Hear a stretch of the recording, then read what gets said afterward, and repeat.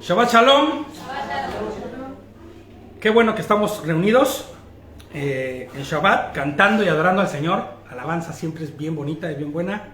Más porque los chicos, de verdad que ahí están también aprendiendo y enseñándose a alabar a nuestro Señor y adorando a Dios, ¿no? Vamos a ir a nuestro estudio. Hoy no va a haber una introducción como tal. Baruch Hashem, yo sé, ya veo las caras de todos así de, ay Señor, gracias. Espero que sea, ahora sí corto el estudio, siempre digo lo mismo, pero espero que sea corto. Y va a haber una parashá especial, o sea, es un estudio especial. ¿Por qué? No sé si notaron que en el grupo, y no lo hice en Facebook, pero lo voy a poner al ratito, la parashá del año pasado abarcó el capítulo entero. O sea, la parashá es un capítulo, ¿no? Entonces, ¿qué sucede? Que bueno, pues la parashá la vimos ya el año pasado, ya la tenemos estudiada, es un solo capítulo, no es tan largo, y por eso cuando llegan los días en los que ya tengamos los capítulos hechos, como ha estado sucediendo, vamos a dar un estudio especial. ¿Y qué fue lo que se ha estado haciendo? En el estudio especial habíamos estado dando lo que es el discipulado de delitos de muerte. ¿Se acuerdan que ya vimos la vez pasada lo que era fornicación? Ya vimos la vez pasada lo que era idolatría también, ¿se acuerdan? Bueno, y ahora nos toca también ver dentro de nuestra serie de discipulado de delitos de muerte lo que es delitos de sangre.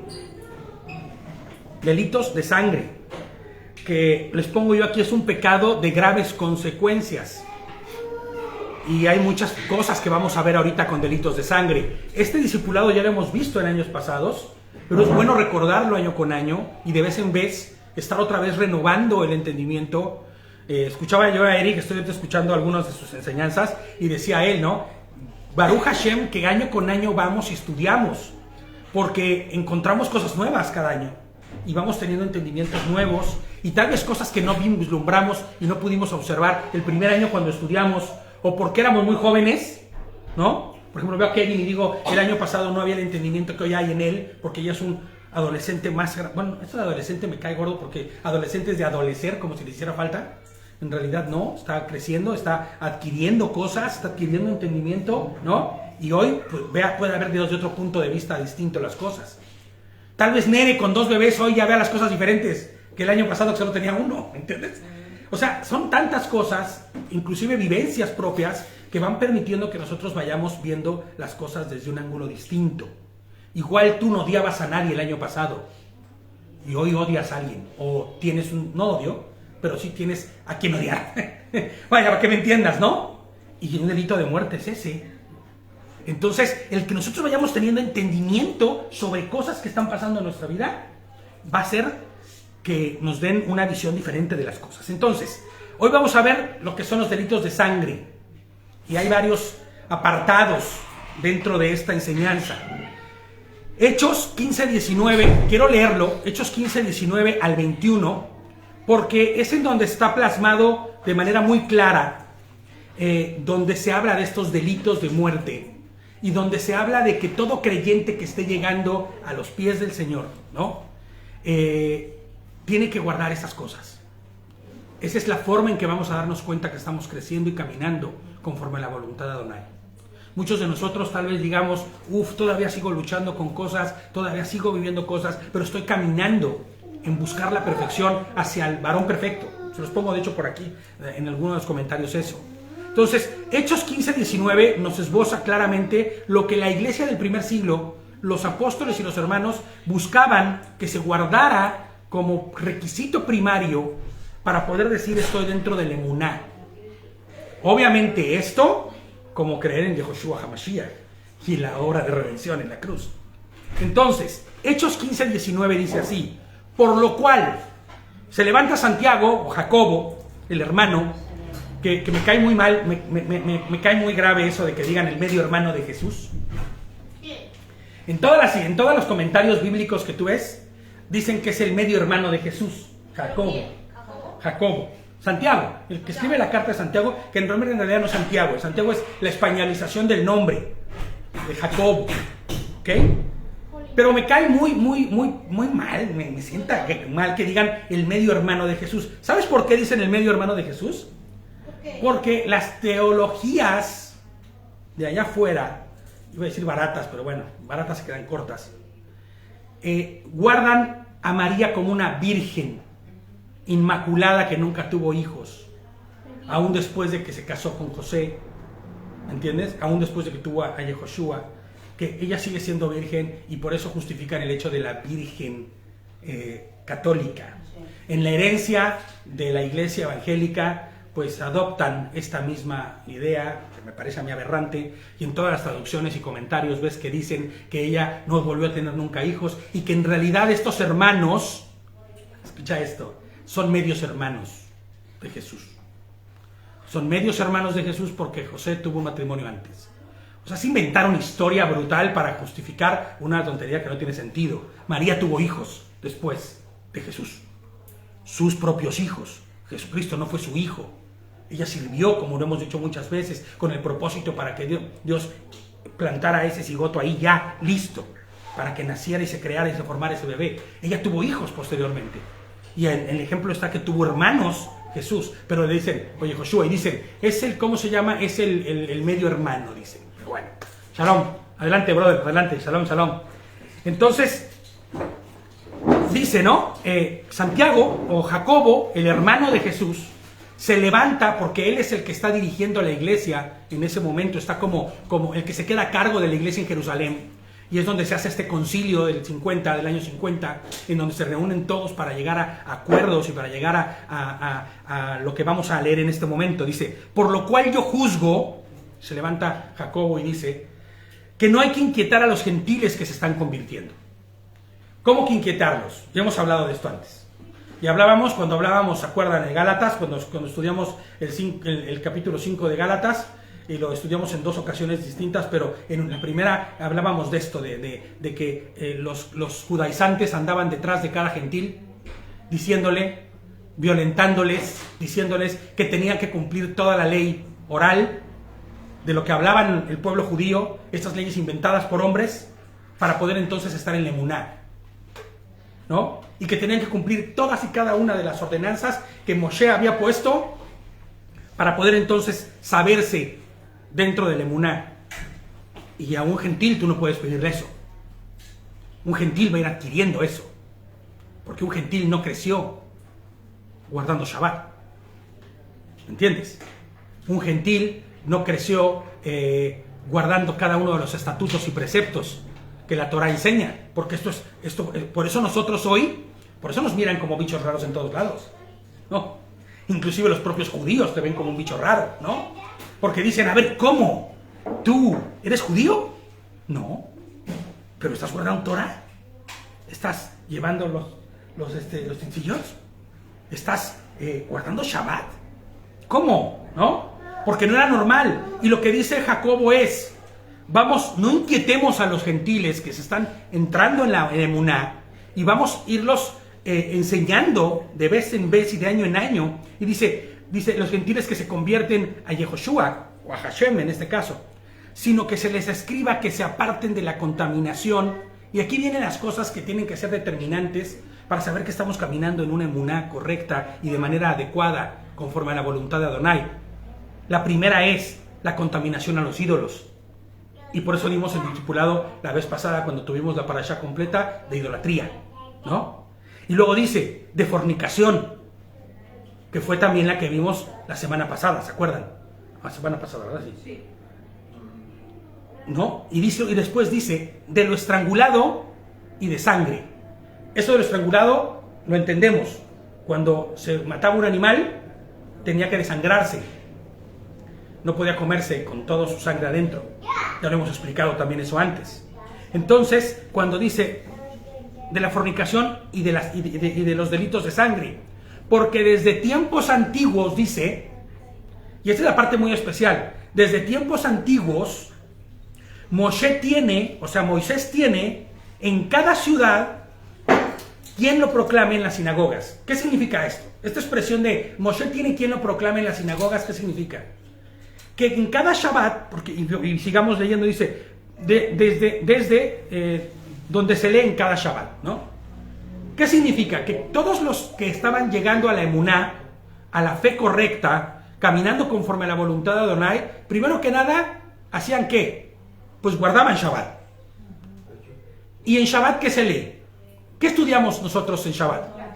La Torah. Estudiamos los 5 primeros libros, preferentemente, ¿no? A menos hasta que nos lo acabemos toda la Torah y empecemos a estudiar alguna otra cosa, ya sea del Evangelio o de los profetas, como terminamos la Haftarás, y todas las Haftarás se estudiaron, y luego seguimos con ¿qué? Seguimos con Josué, ¿no? Para darle consecutividad a la historia.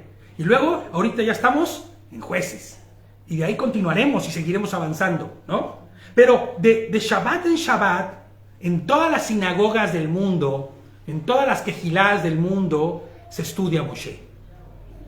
¿Por qué a Moshe? ¿Qué no estamos estudiando la Torah de Dios? Claro, pero se le fue dada a Moshe, y Moshe fue quien escribió estos 5 libros. Moisés recibió la instrucción de Dios y él la plasmó en estos 5 libros.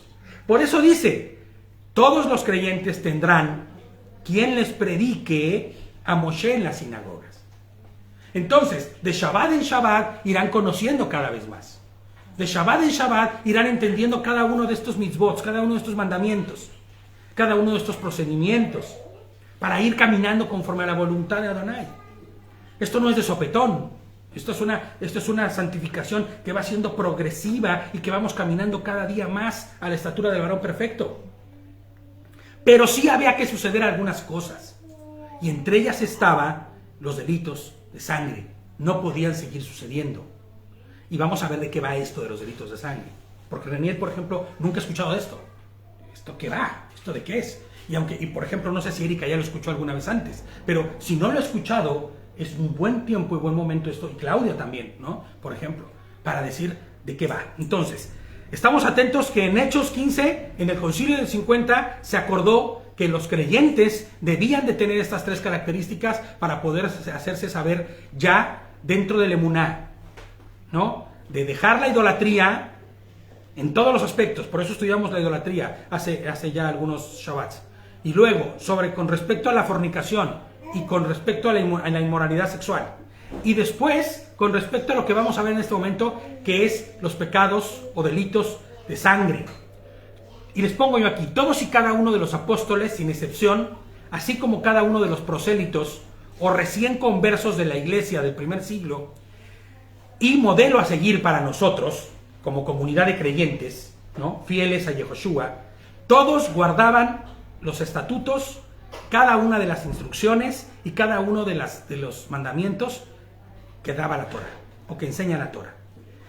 Ya que cuando la Escritura dice que cada Shabbat se predica a Moshe, es una referencia directa a las instrucciones que fueron dadas de parte de Dios al propio Moshe, como habíamos dicho ahorita, dadas por Adonai mismo en el monte Sinaí, ¿no? Entonces, de Shabbat en Shabbat, todos y cada uno de los nuevos creyentes, así como toda la iglesia, estudiaban, ¿qué? Pues el Pentateuco, los profetas, igual como lo estamos haciendo, lo hacemos nosotros en este momento, ¿no? Entonces, esto fue así para la iglesia del primer siglo, la iglesia de los apóstoles, la iglesia que debería ser nuestro punto de partida, no la reforma, ¿no? No la iglesia, no la estructura esta de la reforma protestante, sí, perdón, sí, así es, la reforma protestante, con los supuestos padres de la iglesia. ¿Los padres de la iglesia quiénes son? Bueno, realmente los padres de la iglesia, si nosotros vamos a lo que es la palabra iglesia, tendríamos que entender que el origen de la palabra iglesia no es la iglesia como tú conoces hoy aquí, la quejilá o el cajal, es el pueblo, la comunidad. Entonces, si hablamos de los padres, pues tendríamos que hablar de Abraham, de Yitzhak, de Jacob, inclusive de los patriarcas, ¿no? De los 12 patriarcas de las 12 tribus, en todo caso. Y también podríamos hablar, ¿por qué no?, como referencia y como punto de partida a los 12 apóstoles. Porque ellos sí generaron y ellos ya practicaron el creer completo que Abraham no practicó, ni que Jacob practicó. ¿Cuál era? El conocimiento de nuestro Mashiach. El conocer ya a Cristo. ¿No? Ellos conocieron a Dios de cerca. Conocieron a Hashem. cerquita, ¿eh? Lo escucharon algunos de ellos. Otros tuvieron la certeza fiel de que estaba ahí porque era clara la manifestación de él. Pero los apóstoles sí tenían entonces ya entero el paquete. Y los apóstoles deberían ser nuestra visión y nuestra figura para seguir. Por eso los padres de la iglesia tendremos que mirar más a Pedro, tendremos que mirar más a Jacobo, tendremos que mirar más a los que estuvieron con él, andando. Y por eso la iglesia del primer siglo es nuestra manera o nuestro punto de referencia, ¿no? Debe ser la base para la formación teológica de cada uno de nosotros. Porque ellos caminaron con Yehoshua. Por eso son apóstoles, ¿no? Ellos fueron testigos fieles. La palabra apóstolos es eso, testigo fiel, ¿no? Un testigo que vio. Entonces, ¿qué sucede? Que al final esa debería ser para nosotros la base para poder caminar hacia la iglesia, o a hacer iglesia, o a caminar en la emuná, ¿no? Y entiéndase, les pongo yo aquí, para la formación teológica de cada uno de nosotros. Y entiéndase teológico o teológica como ¿qué? ¿Qué significa teología? El estudio de Dios. Teos en griego es Dios, ¿no? Y entonces la teología es el estudio de Dios y su obra. Pero si nosotros estudiamos la obra de Dios, estaríamos estudiando ¿qué? La voluntad de Adonai. Entonces, el estudio de la voluntad de Adonai tiene que ser sí o sí conforme a lo que dice su palabra. ¿Y cuál es la referencia más clara que tenemos para poder empezar a hacer iglesia? Los apóstoles y cómo era que lo llevaban. Por eso leemos el Concilio del 50. ¿Qué es lo que estaban pidiendo ellos? Que se hiciera para que tú pudieras andar ya como alguien que estaba andando en los caminos del Señor. Y les pongo yo aquí, esta es la razón por la cual la observancia de estos delitos, siendo determinados como de muerte, no es que el pecado no sea de muerte. La paga del pecado es muerte, dice, ¿no? Pero la dádiva de Dios, el regalo de Dios, la gracia y la misericordia por su obra en la cruz, es la misericordia de la vida eterna, la salvación, el que se van a perdonar nuestros pecados. Pero estos tres no estaban eximiendo los demás. No, es que el tú guardar estos tres delitos o estos tres pecados y no llevarlos a la obra significaba que tú habías entendido, que estabas caminando ya en la emuná, ¿no? Y son de muerte, ¿por qué? Porque el que los llevaba a cabo, pues tenía ya conciencia de quién era el Señor y seguía caminando hacia ellos, ¿no? Pues tenía que rectificar y salir de ahí. Y sus causas, como consecuencias, deben ser como consecuencia del perdón, les digo, deben ser estudiadas y consideradas por todo creyente, ¿ok? Y les pongo yo aquí, hasta este momento, muchísimas gracias, María, muchas gracias. Hasta este momento ya hemos vuelto a estudiar los dos primeros puntos de 4, ¿no? Hemos vuelto a ver la idolatría y la fornicación, como les decía al principio. Alejarse de estas prácticas es la base para todo nuevo creyente. La idolatría y la fornicación y homicidios como el culto a Moloch, ¿se acuerdan? ¿No? La fornicación y el culto a Moloch. ¿Se acuerdan cuál era el culto a Moloch? Hablamos ya las semanas pasadas de eso. ¿Se acuerdan cuál era? Cuando pasaban a los niños por fuego. El sacrificio de los niños. Que había por ahí quien decía que muy probablemente no los mataban, que solamente los hacían pasar por fuego, pero que no nos queda claro. Indudablemente había muchísimas prácticas hacia Miramis, que desollaban a los niños, les sacaban la sangre, cosas terribles, ¿no?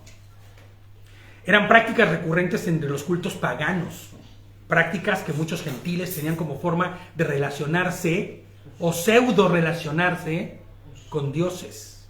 Y le pongo dos dioses con D minúscula, ¿vale? Entonces, era por ejemplo, ibas a Éfeso y estaba el templo de la diosa, sí, pero no, se llamaba Diana, exacta, muchas gracias, Lola. Diana, que no es otra cosa más que la representación de Acera, ¿no? En otra cultura. ¿Y sabes qué sucedía en ese templo? Si tú querías adorar a la diosa, para que hubiera fertilidad en el año entero y hubiera buenas cosechas, ibas y te acostabas con prostitutas en el templo. Sacerdotisas que estaban ahí especialmente para que se prostituyeran y para que entonces en ese acto sexual hubiera ¿qué? Mucha fertilidad. Y viceversa, los sacerdotes con Y claro, los sacerdotes con las mujeres, unas bacanales, vaya, terribles, ¿me entiendes? Brutales. Y muy probablemente todos los niños que salían de ahí después eran sacrificados a Moloch. ¿No? Entonces, para los creyentes de aquellos días, no todos eran prosélitos judíos que estaban llegando a la fe correcta, a la emuná correcta, saliendo de esos legalismos extraños. ¿No? Ortodoxos. ¿Vieron el videito que subieron otro día al grupo, no? De los de la Mesuzá, ¿no? O sea, cómo surgen un montón de tradiciones que dices, ¿de qué salió esto? ¿De dónde vino esto? Bueno, pues igual y se le ocurrió a un rabino un día besar la Mesuzá y así empezaron a besar la Mesuzá. ¿Y para qué besar la Mesuzá? No sé por qué, pues el rabino dijo, ¿no? Y el final del video estaba buenísimo, ¿no? Todos con herpes, ¿no? Porque el que te daba besitos tenía herpes en la boca, ¿no? O sea, está chistoso el video, pero nos hace ver claramente que las tradiciones humanas no sirven de nada. Por el contrario, nos contaminan. Porque si viste hasta el final del video y viste que todos se quedan así como diciendo, ¿qué pasó aquí? Hay una contaminación de todo el pueblo. Por la ignorancia de creer en un hombre. ¿Quién dijo lo de la Mesuzá? Dice el tipo, ¿no? Que ya vamos a empezar a poner, no tenemos ya suficientes mandamientos en la Torah como para amarrar. Es que el rabino dijo. Es un decreto rabínico. No, es una práctica también romana esa, ¿eh? Claro, es una práctica de los hombres. De los hombres de querer agregar y querer relacionarte con Dios a tu manera, a tu forma, que no es correcta. Pegan una estampa fuera de sus casas y cuando salen o entran... Claro, o se persinan. Ya no dan besitos, se persinan solamente, ¿no? Sí, yo he visto que se dan besos, o sea, besan la cosa esa con... No, o van y besan los pies en la cruz de la que está en la iglesia, ¿no? Está la cruz del Cristo ahí crucificado y le dan besitos o la Virgen o el Santo o a quien sea. El Papa, aquí en el cielo, chica. Inclusive al Papa. Cuando ven al Papa a pasar, ¿qué hacen? Van y dan besito en la mano y si tocaron el manto del Papa, ya me fue bien. Hay idolatría, ¿no? Inclusive en ese caso hay fornicación. Porque estás dándole tu lugar, el lugar que solo tu corazón debe tener Yehoshua, se lo estás dando a alguien más, ¿no? Y entonces estaban estas prácticas recurrentes de cultos paganos, ¿no? De pseudo religiones, pseudo dioses, prácticas que en muchos cultos paganos, satánicos se practicaban y se practican. Escucha esto, hasta el día de hoy, ¿eh? Mira que los que vienen de lugares donde hay, de verdad, ¿eh? En México también está pesado. Mira, donde es David, hay un lugarcito que se llama Catemaco, que ahí se hace bueno, no, que es en Querétaro, donde vive mi madre, donde se hace la congregación anual de todos los brujos blancos, ya nada más. De hecho, tú vas llegando a Querétaro y en la carretera ves así un polígono triangular, que es un lugar súper exclusivo de casas, es un triángulo perfecto. A ver si no me meto en bronca, yo puedo estar diciendo cosas, pero señor, no, bueno, me cuida. Tú vas llegando y ves un triángulo así grandísimo, que es un triángulo donde tú no puedes ir a comprar casas, tú no puedes ir a comprar nada. Entonces es un ¿cómo le llaman? Un exclusivo, ¿qué? Un fraccionamiento exclusivo. De los que viven ahí. Y las viejas lenguas, las malas lenguas dicen que todo el que vive ahí son brujos. Porque Querétaro es la capital de eso, ¿no? Y está en la parte alta, o sea, un montón de tonterías humanas que frente al poder de Adonai es nada, es nada, ¿me entiendes? Es absurdo pensar en todo esto, pero eran prácticas que hasta el día de hoy siguen sucediendo. Yo conocí gente que conoció al Señor que venía de ser brujos. Yo me acuerdo que había un amigo mío que en México que tocaba batería, era el baterista de la iglesia. ¿Y cómo no aprendí a tocar batería con él? Porque tocaba perfecto el hombre y era maestro. Y tocaba la batería de una manera increíble. Y me decía que él en el tiempo cuando fue satánico, porque fue satánico, practicante, él escuchaba un disco de un grupo que se llama Striper, y que él decía que le llamaba mucho la atención y le prendía muchísimo escucharlo y tocar su música. Y lo que no sabía es que Striper era un grupo cristiano. De heavy metal, ¿no? Bueno, del heavy metal de los años pasados, que era como un pop medio pesado, ¿no? Y entonces él tocaba y dice que no entendía por qué, porque como no sabía inglés, él lo mismo tocaba a AC/DC, que tocaba a Striper o a Petra, Y él no sabía que eran creyentes o que eran son puros salmos lo que escribe, creo que los de Stryper, y son puros pasajes bíblicos lo que cantan ellos. Medio loco, pero es Biblia lo que cantan. Y él sentía una fascinación por esa música específicamente. De hecho, hasta cuando ya entró a la iglesia y estuvimos caminando y todo el rollo juntos, me enseñaba sus discos que escuchaba en ese tiempo y los tenía como un trofeo, ¿me entiendes? Porque decía, es que yo ya sabía que el Señor me estaba hablando, pero no entendía cómo. Pero él era practicante de satanismo fuerte. De hecho, me contaba, y no es por morbo ni nada por el estilo, que él tenía 2, 3 poderes que Chanclas, por no pronunciar su nombre, le había dado. Y después me dijo algo que me encantó y lo voy a citar por eso, porque él me dijo, poderes que no servían de nada. Porque si yo quería apagaba la luz así, de una cuadra entera. ¿No? O podía hacer que un perro enfermara y muriera. Pero de nada me servía. ¿Yo sabes por qué llegué al cristianismo? Me dijo, porque yo quería el poder que Dios tenía. Porque ese sí era poder. Y después entendí que ese poder no era para mí, que ese poder era para restaurarme a mí. Y bueno, gloria a Dios, es un ejemplo muy bonito, ¿no? Pero hermoso de verdad, ¿no?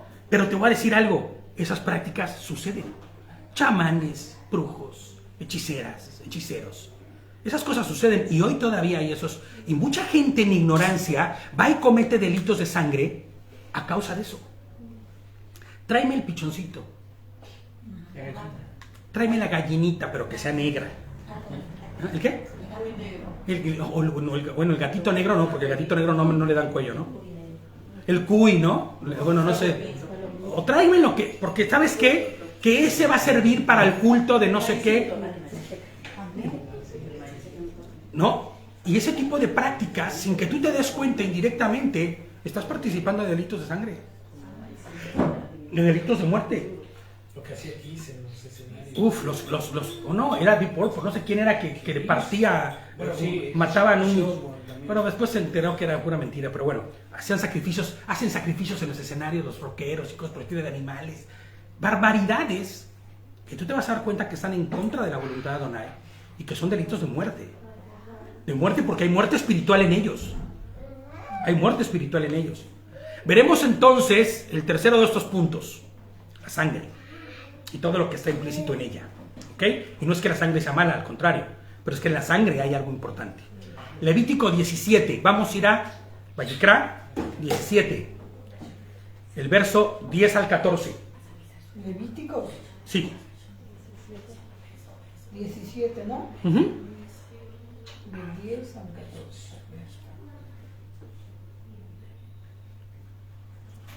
Del 10 al 14, dice así. Y si alguno de la casa de Israel y de los extranjeros que residen entre ellos ingiere sangre, o sea, la come o la bebe, y veo a esta Eriquita que me ve así como raro, es una práctica común en España comer sangre. La morcilla es comer sangre. En Perú, oh, ¿qué te digo, reina? A ti no te gusta, es que no te gusta, pero se come. En México se come igual. No sé, en Cuba igual, ¿no? Uf. Pero como si fuera agua, ¿no? Claro, yo lo llegué a comer en México por la ignorancia de no saber qué, ¿no? Le llaman moronga en México. Bueno, fíjate, qué bueno que nunca te gustó, ya era el señor que te estaba... No, en verdad. bueno, pues sí, ¿no? Pero te voy a decir algo, es una práctica, por eso te digo que aunque no creamos, los delitos de sangre se siguen cometiendo al día de hoy.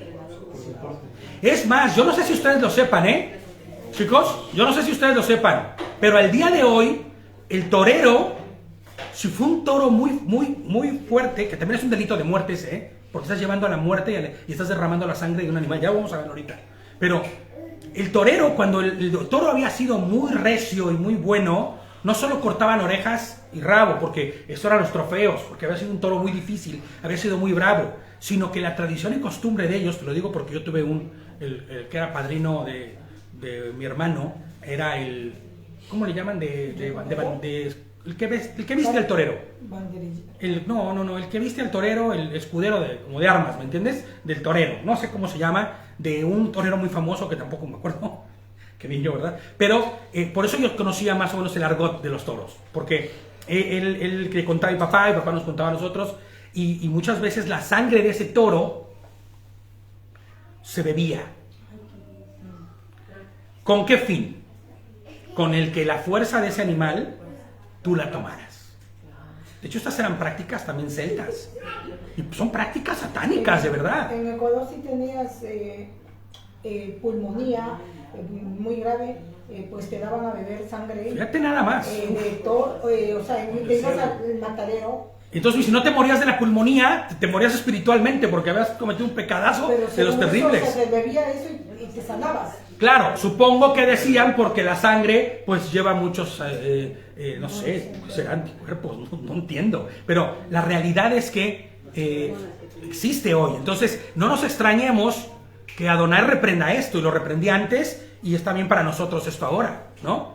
Y si alguno de la casa de Israel y de los extranjeros que residen entre ellos, y fíjate lo que dice, de los extranjeros, no importa que no seas israelita, tú ya estás formando parte del pueblo. Es que en mi rancho, allá el abuelo nos daba de tomar sangre, y pues por eso quiero seguir tomándola. No, ya eres parte del pueblo de Israel, ya estás bajo la legislación de Dios, olvídate de eso. Olvídate. Yo estoy de acuerdo con Santi, ese es el grito de júbilo de Santi, así es, gloria a Dios, ¿no? Entonces, fíjate, ¿no? No importaba que fueras extranjero, tenía que suceder que tú tenías que meterte dentro de los lineamientos. Dice, si de sangre alguna, pondré mi rostro contra pondré mi rostro contra la persona que ingiere la sangre y lo cortaré de entre su pueblo. Eso significaría que tendría eso que le conoce como muerte social, que iba a ser apartado del pueblo, iba a ser destituido de la presencia de Adonai, y iba a ser expulsado, ¿no? Porque la vida de... Aquí es donde está el por qué. Porque la vida de la carne está en la sangre.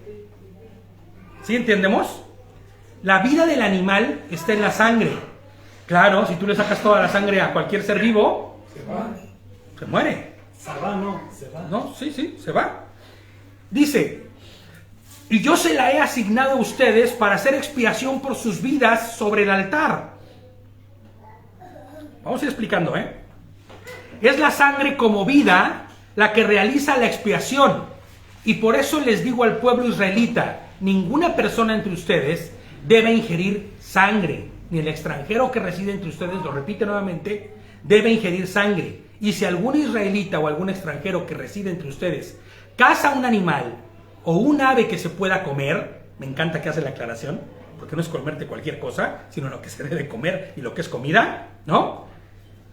Derramará su sangre en el suelo, o sea, lo vaciará al animal, lo degollará y lo vaciará y la cubrirá con tierra.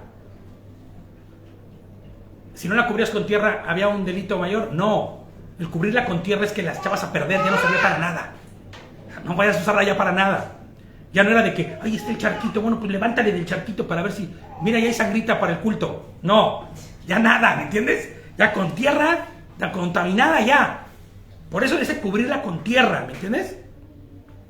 Y dice, ok, porque es la vida de toda carne su sangre en su vida. Su sangre es su vida. Por eso les digo al pueblo israelita, ustedes no deben ingerir la sangre de ninguna carne, porque la vida de toda carne es su sangre. ¿Ya viste cuántas veces lo ha repetido? Porque somos renecios. No ponemos atención, y de verdad el Señor lo sabe, ¿no? No deben ingerir la sangre de ninguna carne, porque la vida de toda carne es su sangre. Cualquiera que le ingiera será cortado, ¿no? Así es. Los delitos de sangre, como todos los delitos de muerte, ¿perdón? El versículo. Esto es Levítico 17, del 10 al 14. Levítico 17, del 10 al 14. Entonces, todos los delitos de muerte tienen implicaciones tanto físicas como espirituales. Eso es una realidad. No podemos pensar que está separado. En pasadas ocasiones, cuando hablábamos de dichos delitos de muerte, decíamos que estos pecados de los que hablamos y que fueron expuestos por los apóstoles, así como la recomendación de su completa eliminación de la vida de todo creyente en Mashiach, ¿no? Como la norma mínima a seguir, eran pecados que nos separaban de Hashem. O sea, hacer esas cosas literalmente te separan de Dios. No es una farsa, es real. Estás alejándote de Dios. Te estás separando de Él cuando decides ir y no te importa lo que te está diciendo el Señor como un delito de muerte y tú vas y lo haces. ¿No? Porque en todos ellos hay algo brutalmente cierto y que es crudísimo y rudo, y es que hay premeditación. Tú no bebes o comes sangre de un animal por casualidad, así como que me la encontré. Es que creí que era agua roja. Tú no haces eso. Era jamaiquita. Era una rica agüita de Jamaica ahí en la mesa de Chabelo, ¿no? No, Chabelo, ¿eh? ¿No? Entonces, no. Hay premeditación en ello. En la idolatría hay premeditación.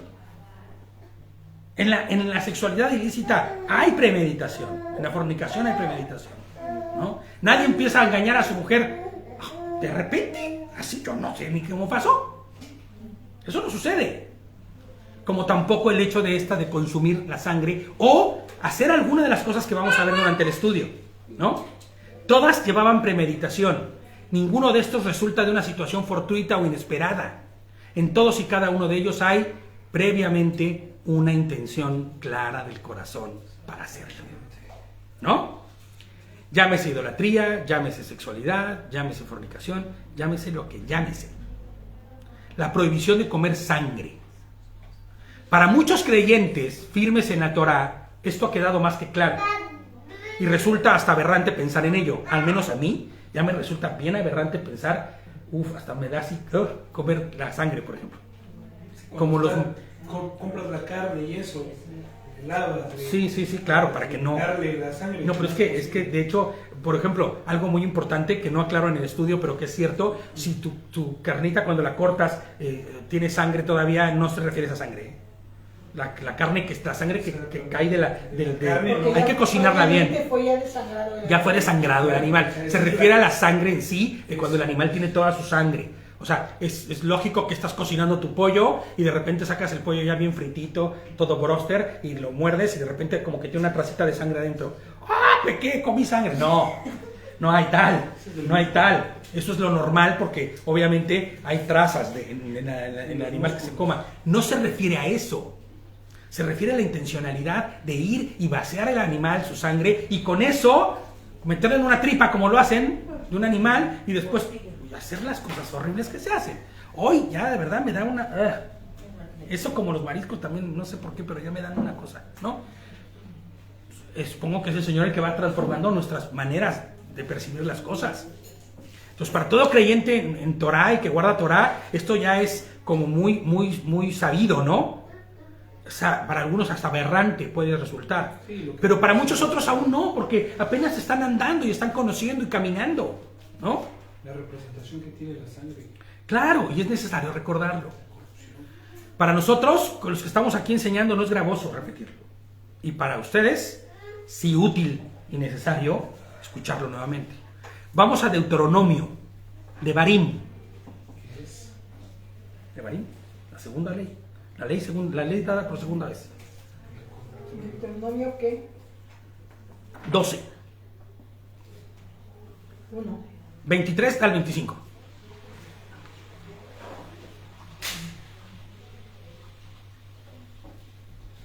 Y aquí vuelve, fíjate, el Señor vuelve a repetirlo otra vez. Dice, pero asegúrate de no comer la sangre, porque la sangre es la vida. Lo vuelve a repetir. No debes comer la vida con la carne. O sea, la sangre con la carne. En lugar de comerla, derrámala en la tierra como si fuera agua. No comas la sangre para que no te vaya... Dice, no comas la sangre para que te vaya bien. A ti y a tu descendencia. Pues estarás haciendo lo recto a los ojos de Hashem. Todo aquel que no tiene ese tratamiento para con la sangre está yendo en contra de la voluntad de Hashem.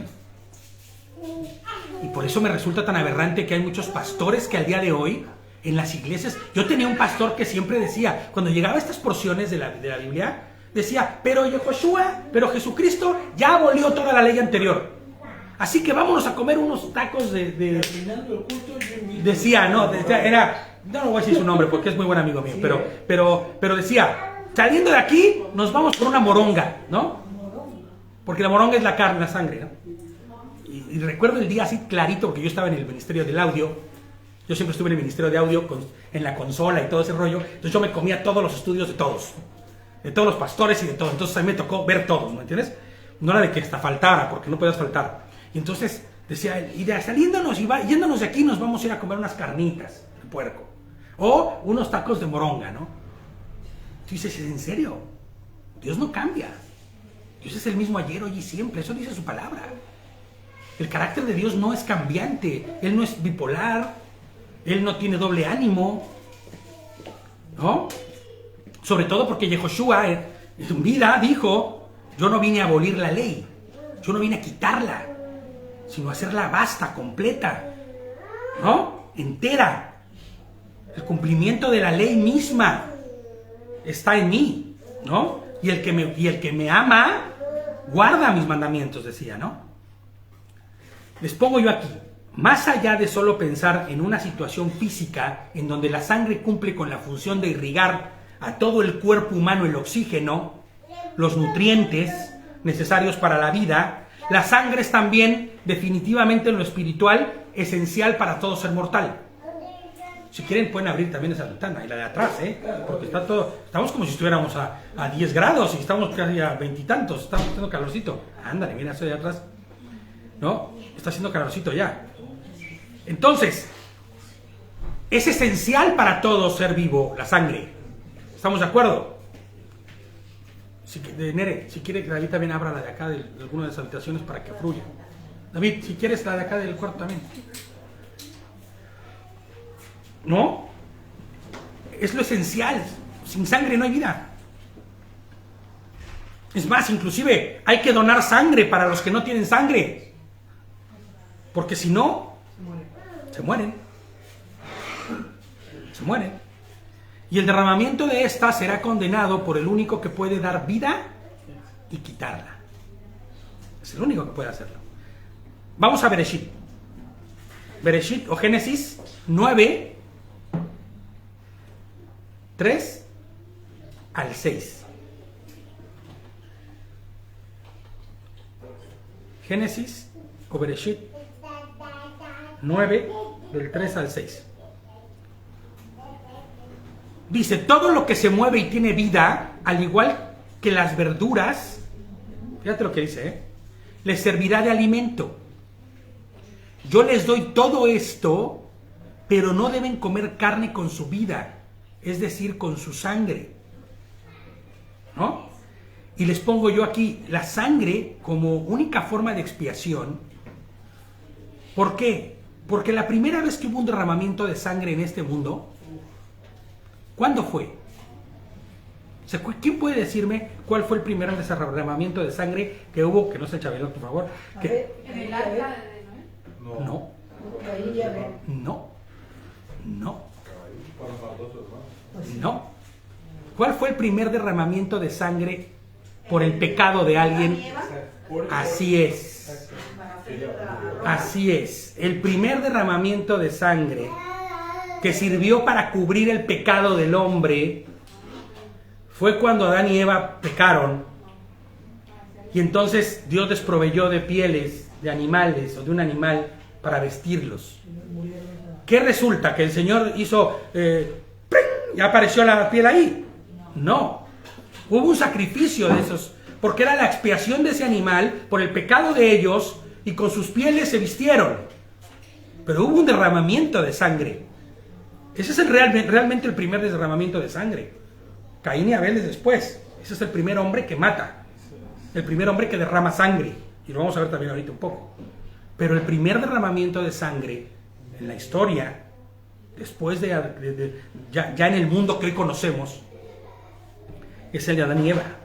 Cuando después de eso son expulsados, obviamente, del Edén, ¿no? Fíjate, ¿no? La primera vez que se derrama sangre en este mundo es a causa del pecado del hombre. Y sirve para cubrirlo. Génesis 3 al 21.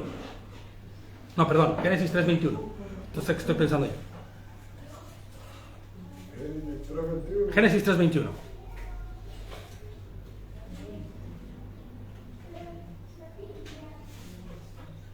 Génesis 3:21.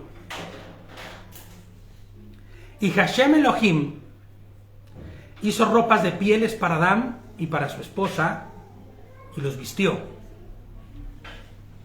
¿Están de acuerdo? ¿Cómo hizo esas pieles? ¿Cómo fue que los vistió? Pues con un animal, ¿no? Y ese animal tuvo que haber sido sacrificado. No existe otra forma de obtener la piel de un animal, de hacerles ropas, que no sea matando a un animal. O sea, no puedo verlo estrangulado y a ver. No podía haber hecho nada que no fuera conforme a lo que dice la Torah cuando matas un animal. Dios no puede incumplir su propia ley. Hubo un derramamiento de sangre. Y entonces tenemos que entender que esto que sucedió ahí es una tipificación. ¿Entendemos la palabra tipificación? ¿Entendemos qué significa tipificación? Es un tipo de, una forma de. Es como si fuera una representación de lo que iba a venir en el futuro.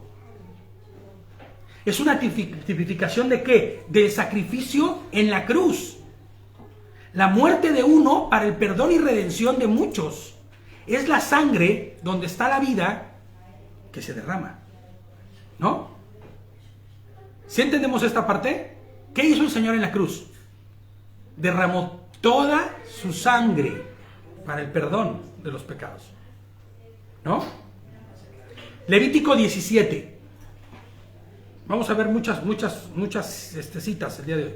Levítico 17:11. Vayikra 17:11.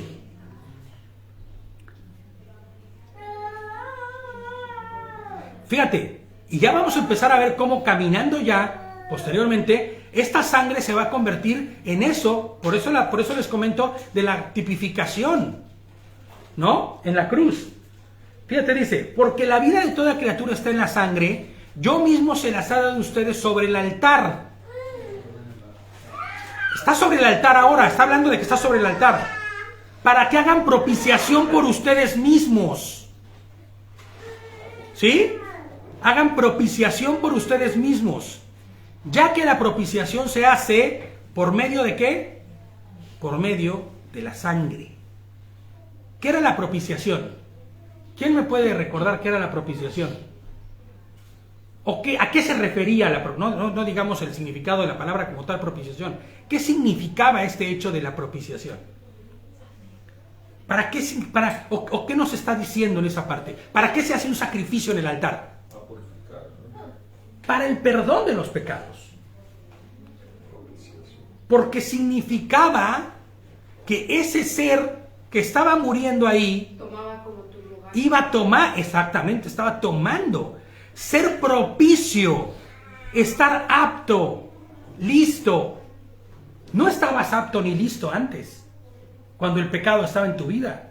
Pero después de que se hacía el sacrificio en el templo, en el altar, y la sangre era derramada de ese animal, ¿se acuerdan qué hacía el sacerdote con la sangre? ¿Se acuerdan qué hacía el sacerdote con la sangre? Con su dedo, ¿qué hacía? Le señala. Rociaba, ¿no? En el propiciatorio, ¿se acuerdan, no? ¿Cuál era el propiciatorio? La tapa, el capor, ¿no? Y él rociaba la sangre. Y esta sangre era la que significaba que había sido perdonado tu pecado. Era derramada la sangre de ese animal para el perdón de los pecados. Y en ese momento eras ¿qué? Propicio. Eras apto ya delante de Adonai. Ya de haber estado bien tamé, ahora podías presentarte como Tahor delante de Dios. ¿No? Entonces, si vamos viendo la implicación que tiene la sangre, ya no solamente es el hecho de derramarla porque Adonai dice que hay que derramarla, sino por el significado intrínseco que lleva. Se usa para el perdón de pecados. De hecho, será la sangre de Yehoshua la que representará la sangre de todos esos animales que murieron en todos esos altares para el perdón de los pecados. Y tú usar la sangre que sirve para la redención, para cualquier otro acto que no fuera ese, sería un sacrilegio. Y es un pecado de muerte. Es un delito de muerte. ¿Lo entendemos?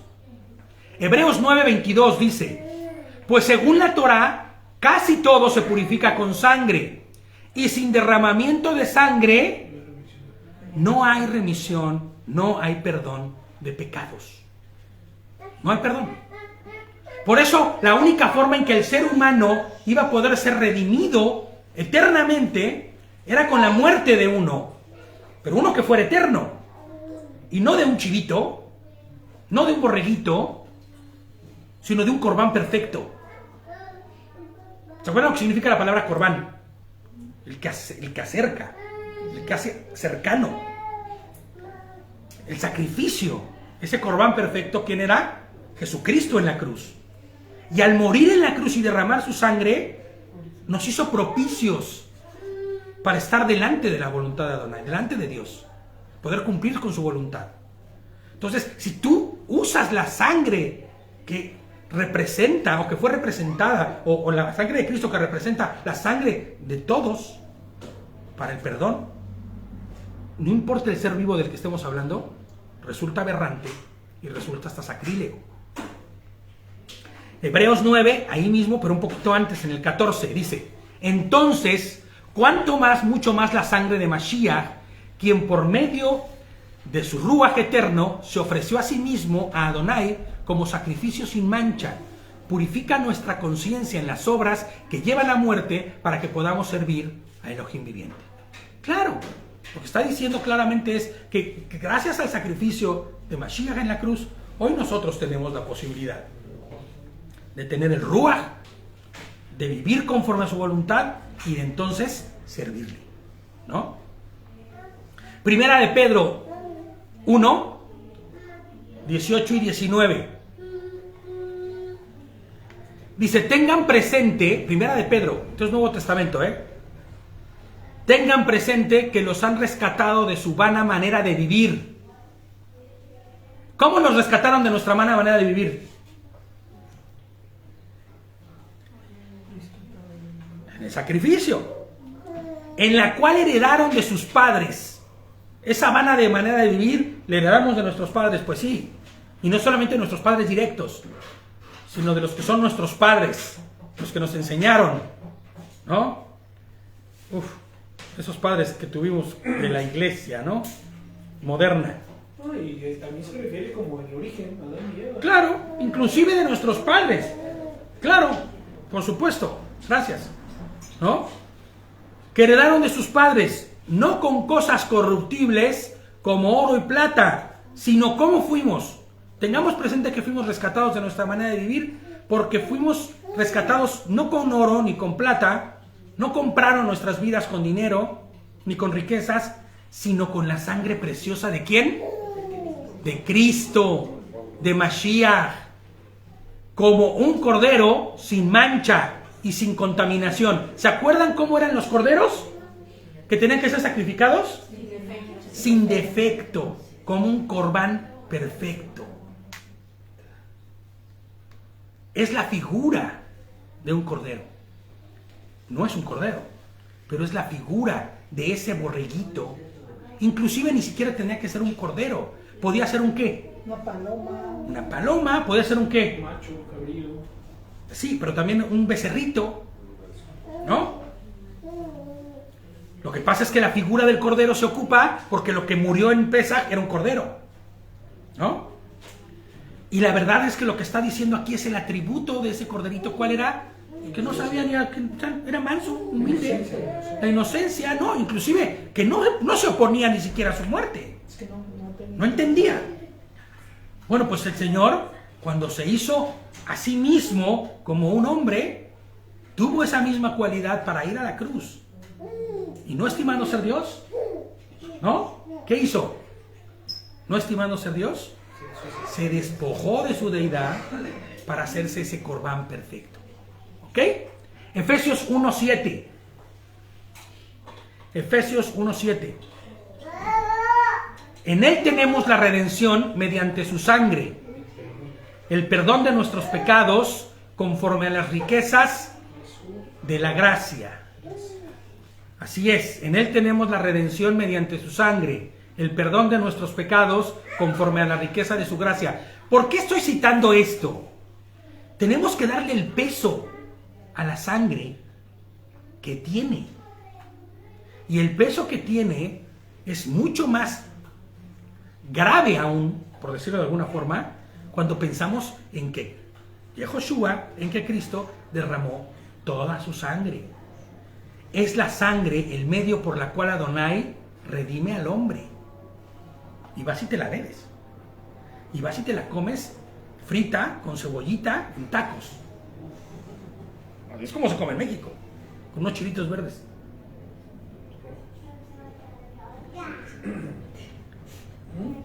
Por este motivo, y entendiendo el valor de la sangre, podemos comprender por qué razón Adonai prohíbe las prácticas que involucran la sangre, ¿no? Podemos entenderlo ahora mucho más sencillamente. Levítico 17. Es el mismo que ya leímos antes. Cuando 17, 10, 12. Cuando algún israelita o extranjero que ve entre ustedes como cualquier clase de sangre, yo me pondré en su contra y lo eliminaré de su pueblo. Romper este mandamiento literalmente te pone en una situación de mucho riesgo, ¿eh? De mucho riesgo. Porque estás yendo en contra de la voluntad de Dios. O sea, es como decir, no importa, hoy me separo de Adonai un ratito, pero me voy a echar mis tacos. Por eso les digo, ninguno de ustedes deberá comer sangre, ni tampoco deberá comerla. El extranjero que viva entre ustedes, junto con el extranjero que vive en ustedes, dice, ni tampoco. Nadie debe comerla, ni el israelita, ni el gentil, y mucho menos el creyente en Mashiach, mucho menos el creyente en Cristo. Nadie debe comerla, ya que es un mandato que aún los apóstoles, les pongo yo aquí, tienen como un mandamiento base en la estructura de la vida de cualquier creyente. ¿Ok? Tal y como ya lo vimos antes en Hechos 15:20. Ese Santi está que predica él, ¿eh? Yo creo que lo vamos a sentar aquí a predicar, ¿eh? Porque hoy está que predique el Santi, ¿eh? Vamos a ir a Juan 14:21. Juan 14:21. ¿Qué dice? Ábranle ahí, Nere, si quieres ahí, ábranle ahí. Tienen frío. Ok, tenemos aquí de los de calor y de frío. Muy bien. Juan 14:21 dice: el que tiene mis mandamientos y los guarda, ese es el que me ama. Y el que me ama será amado por mi Padre, y yo le amaré y me manifestaré a él. Ya hemos hablado mucho de la figura del Abba, del Hijo, que no es otra cosa más que el siervo. No necesitaremos explicarlo ahorita, ¿no? Pero dice, el que guarda mis mandamientos, esto es un mandamiento de parte de Dios, el dejar de hacer estas prácticas. Los delitos de sangre incluyen todo tipo de derramamiento de sangre de forma indiscriminada y sin un propósito, siendo solo y únicamente la expiación de los pecados la única razón por la cual se lleve a cabo dicho derramamiento de sangre de manera indiscriminada, ¿no? O sea, que no tenga que ser por alimentarse o cosas así. Ahora bien, Mashiach derramó toda su sangre en la cruz de forma perfecta y haciendo el sacrificio perfecto que cubría toda la multitud de delitos y de pecados en la humanidad. Los que fueron, los que son y los que serán. Él fue el sacrificio, la expiación perfecta, y no hay razón del por qué seguir haciendo esas prácticas. De hecho, después de... O sea, es que cualquiera que diga voy a hacer un sacrificio de un animal para adorar a Dios, estará cometiendo el sacrificio y la aberración más grande, ¿me entiendes? Ese sacrificio sería la aberración más grande que podría haber, porque el sacrificio de Mashiach es uno, fue eterno y fue perfecto. Y para siempre. ¿No? De hecho, les pongo yo aquí, después de conocer a Mashiach y su obra de redención, sería absurdo, ridículo y sacrílego pretender seguir haciendo sacrificios de paz o de perdón o de lo que fuese. Pues Él es nuestra paz y en su sangre está nuestra redención. Entonces, La única razón o motivo lícito o permitido para derramar sangre, ¿cuál será? ¿Sacrificios para Dios? No, ya no. Exacto. ¿Será la única forma lícita de derramar sangre al día de hoy? La de proveerse de alimento. La única. Todas los demás llevarán una culpa. Ni siquiera la casa, Exactamente. Dar muerte a un animal sin propósito, la cacería deportiva, porque yo conozco gente que caza para comer y que sale a cazar y lo que caza se lo come.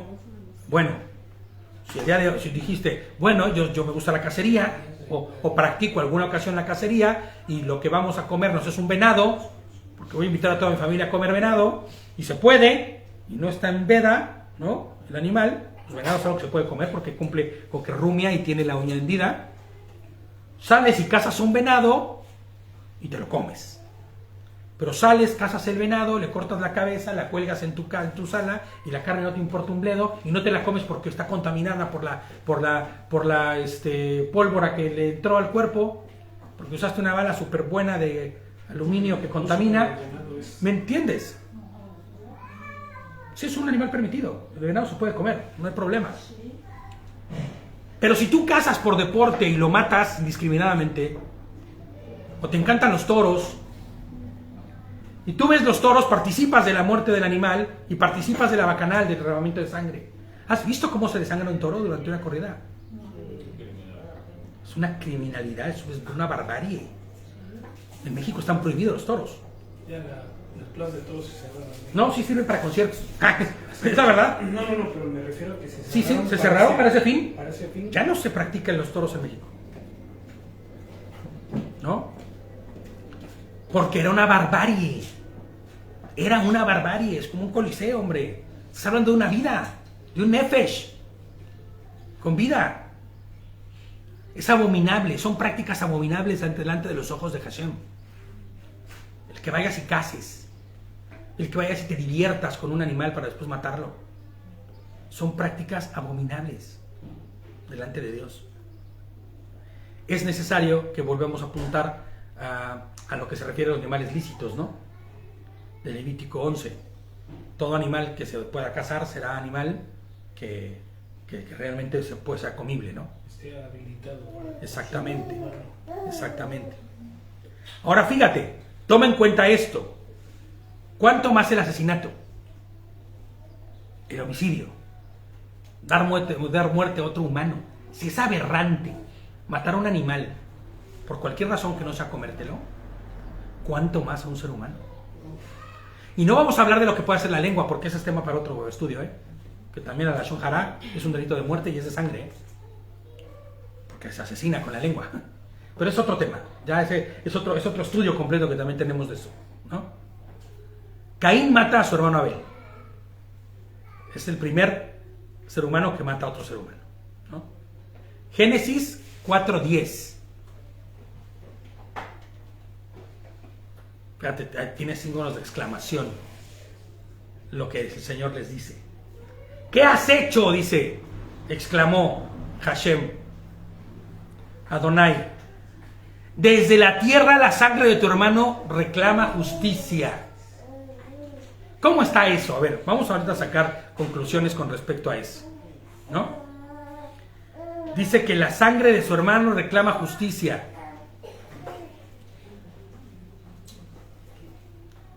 ¿Por qué si Hashem le dice a Caín que la sangre de su hermano clama justicia desde la tierra? O más bien, no por qué. ¿Por qué es que Hashem dice eso? ¿Por qué le dice que la sangre de su hermano? ¿Será que la sangre tiene vida propia? ¿Habla? ¿Dice? ¿Qué sucede ahí? ¿Será que le derramó la sangre? ¿Cayó a la tierra? Sí, pero esto no tiene nada mítico.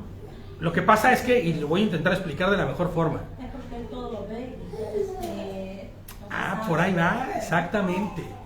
No es más que un asunto sin resolverse, de un pecado que no puede quedar impune. Y en la justicia de Dios, esto no puede quedar impune. El humano al morir no desaparece, su cuerpo desaparece. Los gusanos se lo comen. O si se quemó, murió quemado. Pero su espíritu, ¿qué hace? Su espíritu duerme. Aún existe, ¿eh? El espíritu del ser humano cuando muere, duerme, dice la palabra, ¿no? Es existente. Así también no desaparecen los hechos pasados en su vida, de lo que hizo y de lo que le hicieron. La expresión, la sangre clama, no es más que la justicia de Hashem, que en su omnisciencia, como bien lo dijo Zulita, que todo lo sabe, no puede dejar este asunto sin resolver, sin justicia. Entonces, cuando la sangre de Caín, la sangre de Abel, clama en la tierra, no es otra cosa más que es la sed de justicia, ¿sabes? Que no es que Dios sea un Dios justiciero que quiera ejecutar a todo el mundo, no, es que no puede quedar impune, porque entonces no habría justicia en él, ¿no? La sangre de Abel es la primera vez que un hombre quita la vida a otro, derramando su sangre, sin razón alguna. No hay ninguna razón para que así fuese. Y es este acto que marca y maldice a todo el linaje de Caín, ¿no? Todo asesinato, todo homicidio, toda práctica que haya quitado la vida a alguien de manera premeditada, llámese un aborto, inclusive el suicidio, la cacería deportiva de animales, todo acto que quite la vida de un nefesh, a un ser vivo, será delito de muerte. Y te separa de la presencia de Dios. Serán delitos de muerte y la sangre de cada uno de ellos clamará, como la de Caín. ¿Sí entiendes cuando pasa eso? Cuando hay un aborto, la sangre de ese bebé clama. Claro, hoy en Mashiach las cosas son distintas, porque el Señor pagó por toda esa sangre que clamaba. Pero si ya tú en conocimiento de Mashiach aún sigues en esta práctica, qué duro, ¿no? Ya vas a ver lo que sigue ahorita. Serán estos delitos de muerte los que nos separan de Hashem, nos separan de su amor, de su favor y de su salvación. Y no me malinterpretes, ¿eh? No es que tu salvación se pueda perder. Es todo, les pongo yo aquí, es que todo aquel que desobedece sus mandamientos, los mandamientos del Eterno, deliberadamente, pues muy seguramente no conoce a Hashem. No le honra, ¿no? No le ha amanecido, como hemos dicho muchas veces, y por ende no hay salvación en él. ¿Me entiendes? ¿Eso se queda así estático? No. Huye del pecado, corre a la cruz y entrégale tu vida a Cristo. Y empieza a vivir una vida que honre y glorifique a Hashem, seas quien seas. Y el tiempo que tengas andando en el Señor. Hebreos 10. Del 26 al 29. Y aquí es donde viene la parte rudísima. Le encanta el Chavilor este versículo. Bueno, no le encanta, sino que es de lo más rudo que hay. Dice, porque si continuamos pecando voluntariosamente, después de haber recibido el conocimiento de la verdad, ya no queda más sacrificio por el pecado. Ya no. Dice, sino una horrenda expectativa de juicio y de fuego ardiente que ha de devorar a los adversarios. Porque te conviertes en adversario de Dios en cuanto tú sigues pecando de manera deliberada. Llámese esto como cualquier otro pecado, el que sea. En cualquier pecado que tengas, o sea, cualquier práctica que tú sepas que estás quebrando la Torah y estás yendo en contra de la voluntad de Dios, en ese momento aplica también este versículo para ti o para quien sea. Porque si continuamos pecando voluntariosamente, o sea, con la voluntad propia y con premeditación, después de haber recibido el conocimiento de la verdad, ya no queda más sacrificio por el pecado. Es Hebreos, Esto es Nuevo Testamento, esto es el escritor de Hebreos, que hay quien asegura que era Shaul también, ¿no? Pablo. Dice, y queda solamente una horrenda expectativa de juicio y de fuego ardiente que ha de devorar a los adversarios. Y les pongo yo aquí, y no porque el sacrificio de la cruz no sea suficiente, el sacrificio de la cruz es más que vasto y suficiente, sino que si así como se peca voluntariamente, así voluntariamente se renuncia al perdón y a la misericordia. Ese está considerado como la blasfemia. Esa es la blasfemia, ¿no? Y el 28 sigue, dice, cualquiera que desecha la Torá de Moshe, ¿Qué decía la ley? Que muera sin compasión. Si el testimonio de 2 o de 3 están ahí, ¿no? Fíjate, en el pasado, cuando la Torá y no estaba Mashiach, porque por eso hoy no ejecutamos la Torá de ir y encontramos a alguien en adulterio y lo apedreamos, ya no sucede eso. ¿Por qué? Menos mal, dices, claro, ¿no? Ya habría muchos que no estarían aquí, ¿no? La verdad. Pero te voy a decir algo. ¿Por qué ya no se hace? Porque Mashiach murió en la cruz. Porque el perdón de los pecados se ejecutó a través de Mashiach. Pero no por eso voy a pecar deliberadamente. Ahora, si en la Torá, cuando esto sucedía y eran encontrados, eran apedreados, ¿cuánto mayor castigo piensan que merecería el que haya pisoteado al hijo de Elohim? Eso dice el verso 29, no es mío, y haya considerado de poca importancia la sangre del pacto por la cual quedó santificado y haya resultado el Espíritu de gracia. ¿Cuánto más? Si antes, cuando la Torá se llevaba a cabo, antes de Mashiach, y la persecución o el castigo del pecado era la muerte, hoy imagínate que tú rehusas el que te perdona. Nada queda. Al tanque con todo y chivas, ¿no? A la cárcel eterna, a la muerte eterna. Es Yehoshua HaMashiach quien cambia toda la historia de la condenación de la humanidad a través de su muerte en la cruz, derramando toda su sangre.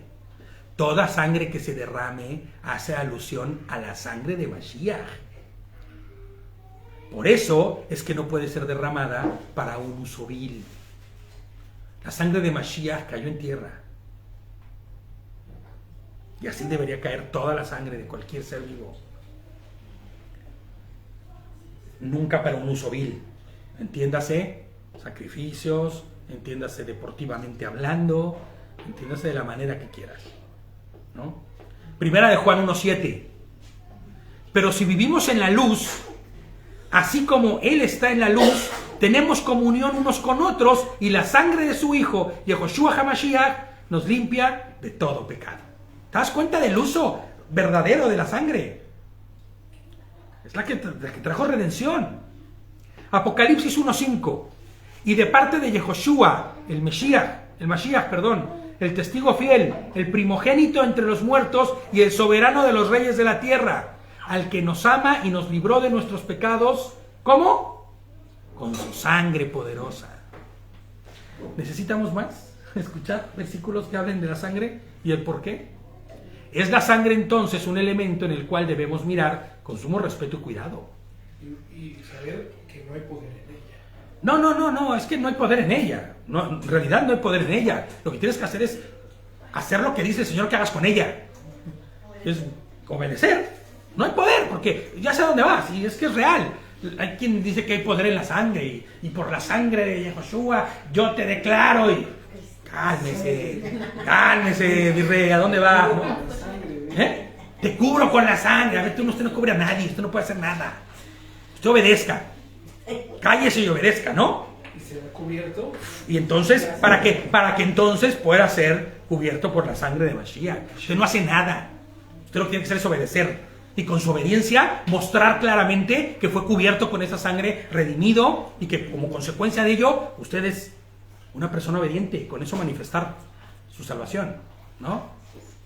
Ahí está un lema, la sangre de Cristo. Son barbaries. Ese es tu pasado, ya olvídalo, brother. Déjalo atrás. Todas las cosas fueron hechas nuevas ya.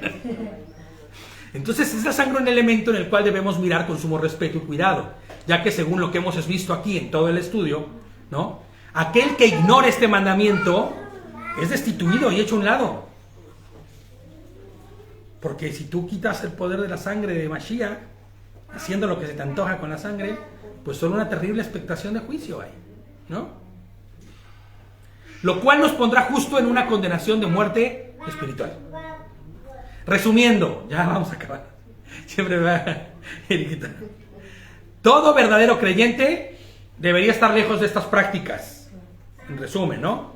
Todo verdadero creyente debe estar lejos de derramar sangre de manera arbitraria y vil y sin un propósito correcto. Todo verdadero creyente no consume sangre, por ninguna razón ni motivo. No hay forma. ¿No? No come ni la bebe. Y ni la derrama, dicen. No. Ni la bebe ni la derrama. Ni la come, ni la fríe, ni la nada. Es que cuando la fríes la sangre ya deja de ser sangre. Nada. Esa sangre tiene que derramarse y caer en tierra. Sí, lo hemos visto muchas veces. Era lo que me comentaba el amigo musulmán ¿no? Que me decía, mira, mucha gente cree, la verdad, que los rezos y todo el rollo, hay gente que no reza nada. Lo único que hace es cumplir. Los musulmanes cumplen con la mitzvah, que también para ellos es una mitzvah, aunque no le llamen mitzvah, porque le llaman mandamiento. Ellos cumplen el mandamiento de derramar el animal, de degollar el animal de manera correcta, para que no haya sufrimiento, porque eso es lo importante, y derramar toda la sangre y no usar esa sangre. Ya con eso ya es halal, me decía, para nosotros. Ya eso es halal, ¿no? Y eso para nosotros debería ser suficiente para poder ya también que sea apta esa carne, ¿no? Y esa comida. Entonces, todo verdadero creyente huye del homicidio y el asesinato, del aborto, de la eutanasia, del suicidio y de toda práctica que atente contra la vida de cualquier ser vivo. Apocalipsis 22:15, con ese terminamos. Pero excluidos quedarán los perros.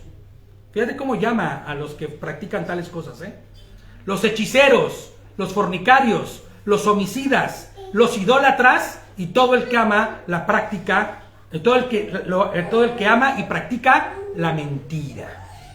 Pero a ver, ¿qué perro, no? Porque es un reincidente. Claro, obviamente. El que come su vómito. Claro, el que practica las cosas una y otra vez. Porque dice el proverbio que como el perro que vuelve a su vómito. Eso es. O sea, que así es el pecador, ¿me entiendes? Correcto. ¿Has visto alguna vez un perro hacerlo? Es terrible, pero es así. Sí. El perro vomita y se lo come después. Se lo vuelve a comer. Es asqueroso. Por eso está usada la palabra. Claro, ¿no? Pero excluidos se quedarán los perros, los hechiceros, los fornicarios, los homicidas, los idólatras y todo el que ama y practica la mentira, el pecado. Amén. Pues ahí vamos a parar, ¿ok? Y vamos a seguir más adelante, cuando haya la oportunidad, con la shonjará, que es otro delito de muerte también, pero ¿qué es lo que hace nuestra boquita para ir en contra de la voluntad de Adonai y matar a veces peor que la carne, Amén. Pues Shabbat Shalom a todos. Shabbat Shalom a Lucecita que está viéndonos y a todos los que están conectados. Les mandamos un abrazo fuerte. Shabbat Shalom.